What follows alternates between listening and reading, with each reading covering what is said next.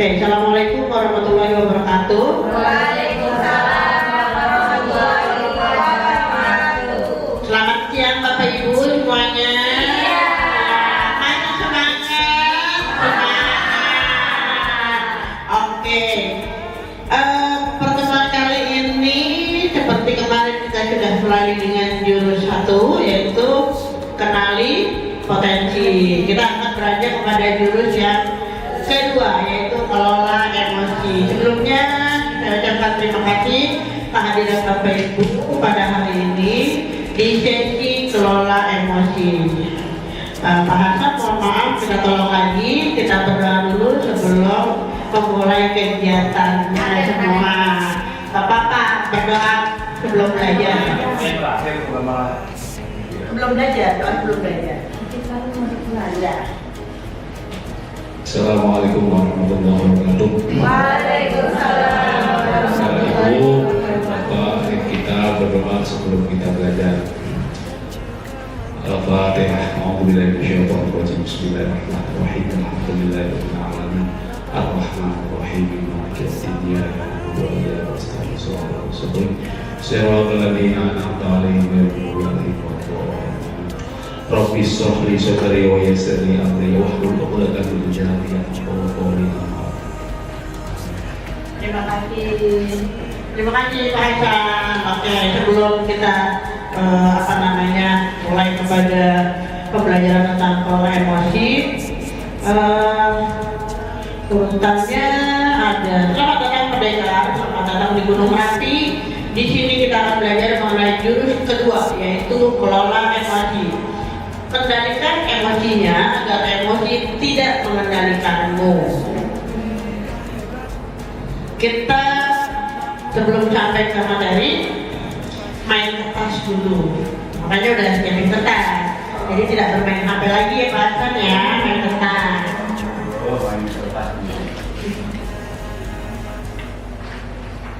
Setiap peserta akan menerima satu lembar kertas sebagai simbol emosi. Kertas itu adalah simbol emosi kita.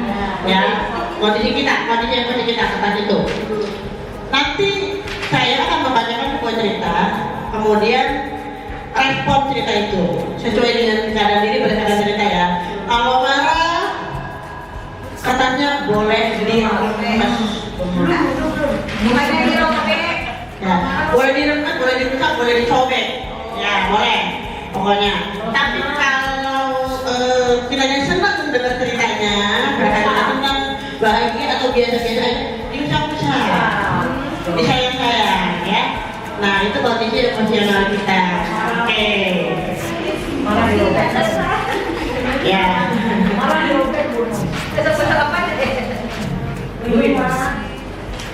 Iya, Bundanya dari mana? Oh, silakan dulu. Kita mulai ceritanya ya Bapak Ibu ya. Nah, ini ceritanya. Pagi itu Bapak Ibu guru berangkat ke sekolah mengendarai sepeda motor. Iya, mirip bis Riga. Bahan aja yang tidak disiapkan rapi digantungkan di motor. Namun beberapa meter sebelum sampai ke sekolah, motor mendadak mogok karena kehabisan bensin. Dengan susah payah, Bapak Ibu guru mendorong motor hingga sampai ke sekolah. Karena jauh marah ini. Kayaknya kalau bawa mobil nggak masalah. Makanya nggak apa-apa. Yang cerita kedua, sampailah Bapak Ibu di kelas. Hampir semua murid datang tepat waktu. Namun sebelum sempat suasana stabil, Ardi masuk terlambat. Dia hanya menunduk sambil berkata, "Maaf Bu, Pak, saya telat."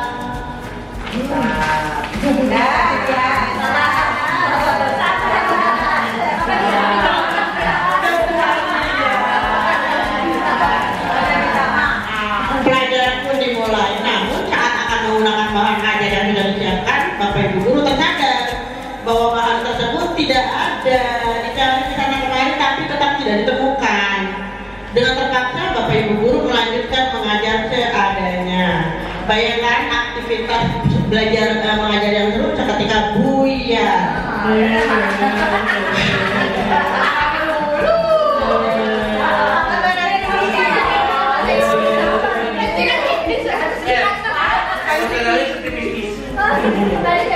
Lanjut. Di tengah pelajaran saat Bapak Ibu mengajar, Andi terlihat tidak memberikan perhatian. Dia menunduk di bangkunya. Saat didekati, ternyata Andi sedang terlelap tertidur.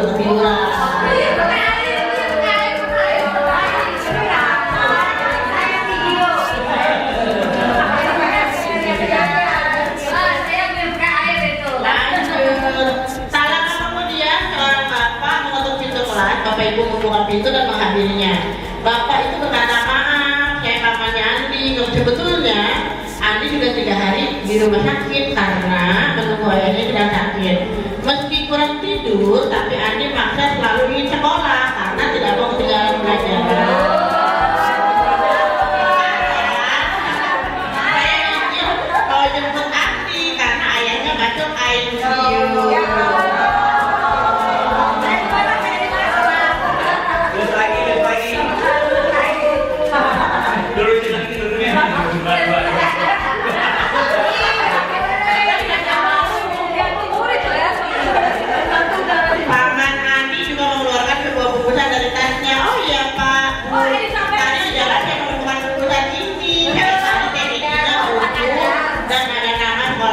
Jadi saya bawa, siapa tahu ibu guru bisa mengembalikan sekolah pemiliknya.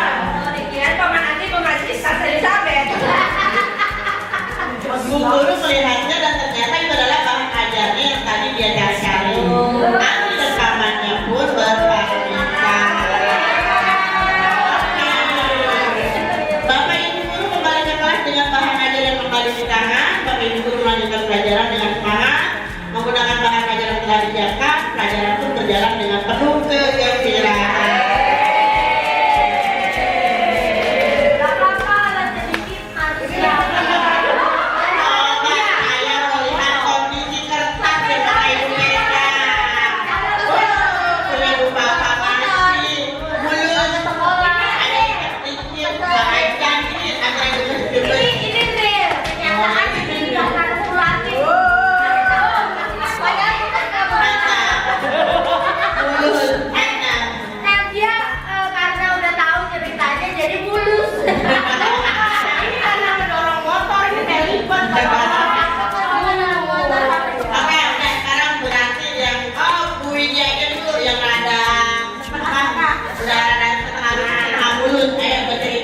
Assalamualaikum warahmatullahi wabarakatuh.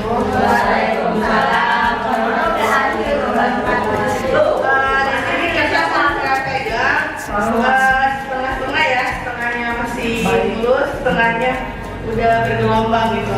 Kenapa? Karena tadi saya melihat cerita yang sudah ditampilkan.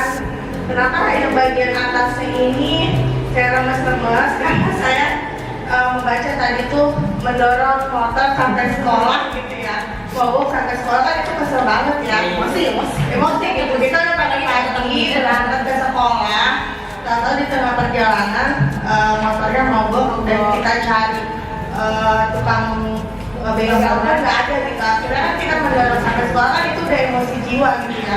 Udah di rumah berangkat sama anak gitu, ribet sama anak sampai mau ke sekolah pun harus diribetkan sama motor gitu. Makanya saya remes-remes lagi keras gitu. Nah kalau misalkan ini yang bawahnya masih mulus, tadi dilihat dari ceritanya, ternyata kita sebagai guru jangan langsung menjudge seseorang gitu. Jadi kita harus mencari tahu dulu kenapa si anak ini tertidur kayak gitu. Jadi kita harus memahaminya lah. Karena di kelas pun ada kayak gitu, malah saya suruh ya udah tidur aja jadi Masya Allah.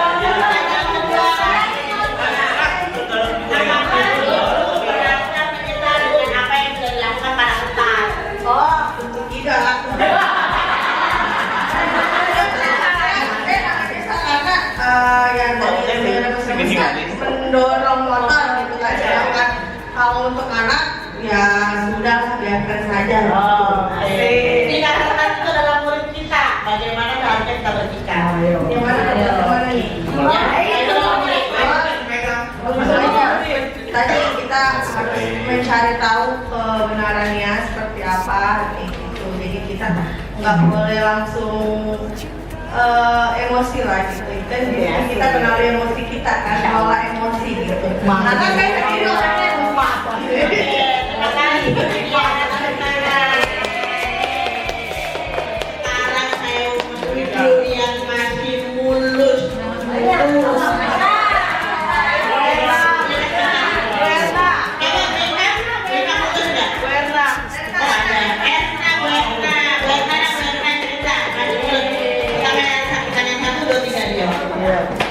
Untuk yang pertama, karena kejadian yang tadi adalah mendorong motor, ya sama sih semuanya juga pasti akan merasakan kesel gitu ya. Cuman harus dijalani meskipun kesel gitu ya. Tapi pastinya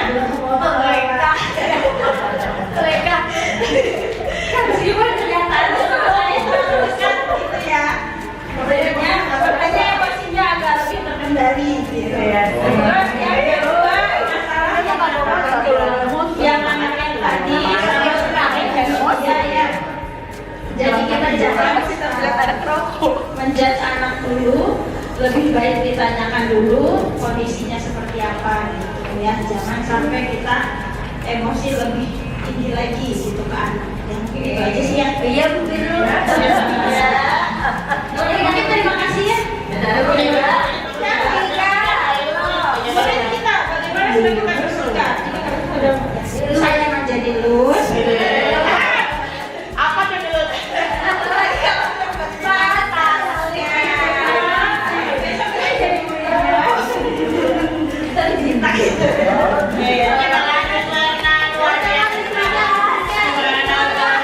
Ya, itu tadi luar biasa ya, dari kertas yang diremet, kemudian ternyata itu sebenarnya pada apa namanya yang tadi diucapkan ya. Jadi apapun kondisi kita, memang ada yang perlu dikelola emosinya. Nah, kondisi emosional siswa biasanya juga seperti itu.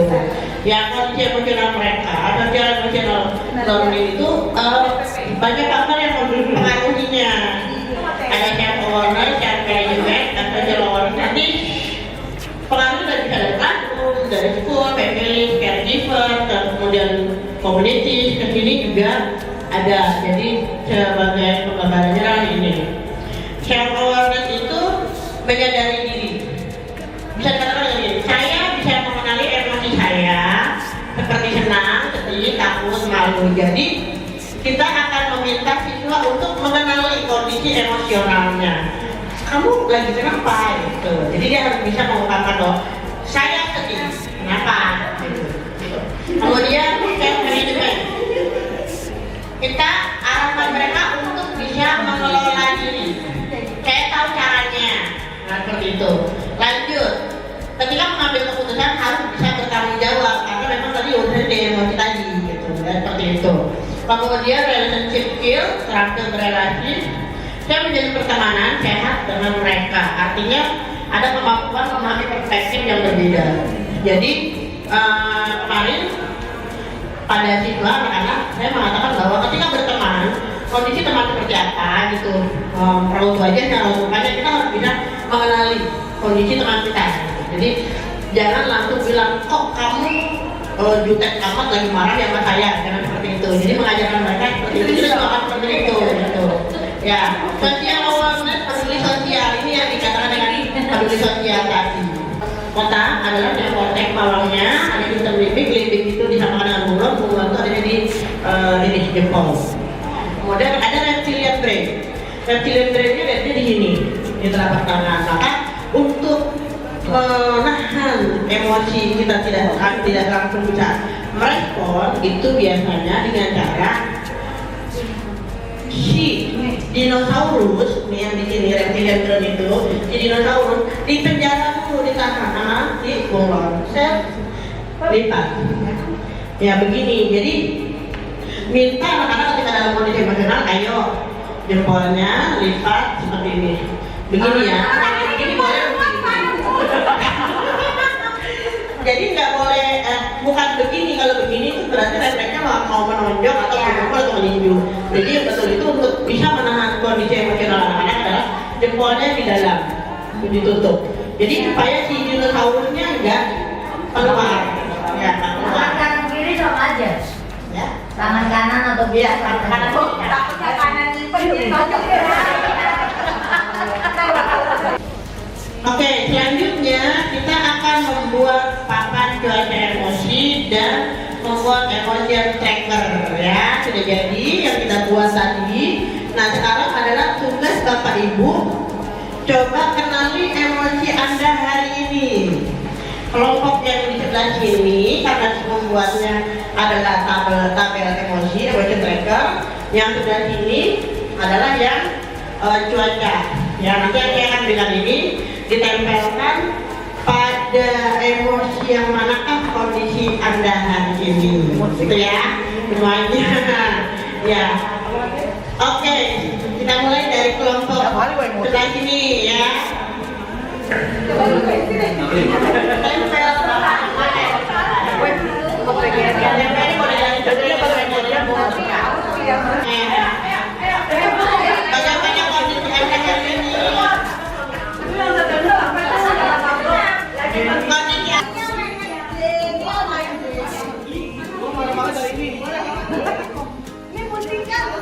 Tenang. Coba sebentar,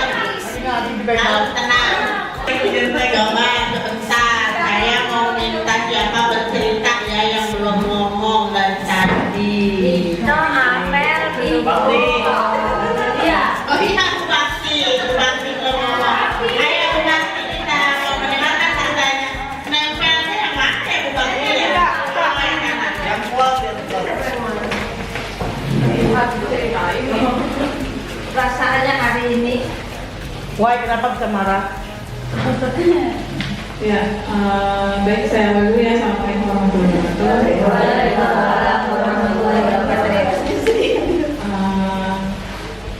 Aku tadi saya memilih dari beberapa emosi yang ada pada gambar ini adalah saya memilih yaitu emosi yang marah pada hari ini. Kenapa?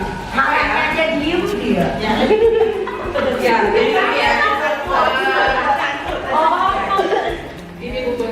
Jadi orang diem itu sebenarnya bukan apa namanya, bukan kita nggak bisa marah, ya, bukan kita nggak bisa emosi. Ya. Jadi memang itulah ya. Biasanya tuh kita kan setiap hari memang beda-beda ya emosi kita ya. Ada yang kemarin itu bahagia semua, kemudian hari itu tiba-tiba kita marah atau emosi. Jadi ada ini harus ceritain. Jadi pada saat itu memang kondisi hati saya, perasaan saya itu memang sedang marah, sedang benar-benar lagi emosi. Kenapa? Karena ada hal atau masalah yang mungkin bukan di sini sebetulnya sih ya, bukan di sekolah ya, tapi adalah ya di rumah. Jadi kesel sampai sekolah.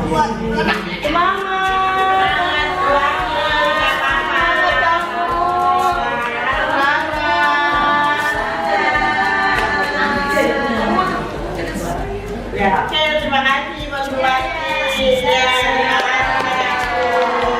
Ya, semangat. Apapun ini semuanya tetap harus bersemangat. Pengen tahu nih yang nempel di sini siapa ya? Bu Mama coba cerita kenapa kondisinya mendung kelabu hujan begitu malam. Bebeknya baru pulang.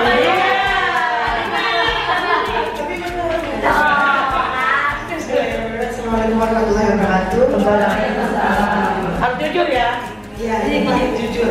Dari seperguruan emotion, memang yang paling atas tuh insya Allah setiap hari di wajah Papa akan selalu menunjukkan wajahnya. Tapi untuk ini dalam hatinya sebenarnya lagi sedih, Bu, kayak lihat depan lagi hujan. Oh, nanti tinggal suami pulang. Kan saya di sini itu yang pertama, yang kedua ternyata kurang sering papa.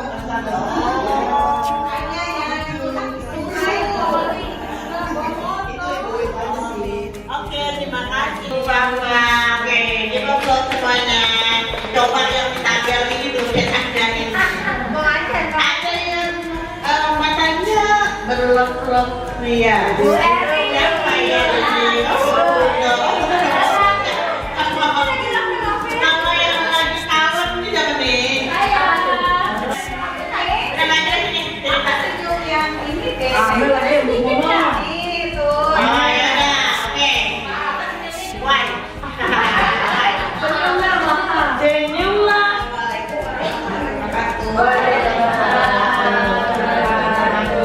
Yang semuanya. Iya. Hari ini aku nempel ke saya nempel ya, banyak senyum, matanya berbinar-binar, penuh cinta dan kasih sayang. Baru dapat duit, habis dapat betul dapetnya ya. Pesannya sama jadi jalan-jalan. Jadi kenapa harus senyum? Karena energi senyum ini bisa menularkan energi positif ke semuanya. Jadi belajar, balik lagi tadi kata Gunung, belajar mengelola emosi. Jadi sebisa mungkin, dan ada artikel yang baru kemarin baca, katanya kalau kita itu wajib senyum, tapi jangan senyum-senyum sendiri. Jadi membangun habit dan membangun energi positif buat diri kita sendiri. Apalagi kita untuk menghadapi anak agak gimana gue? Ya, luar biasa ya. Jadi harus senyum. Kalau tangan jangan dimarahin. Ini sebenarnya kawan ini dia. Terima kasih. Terima kasih. Pengen tahu Pak Aceh dari tadi belum suara ya.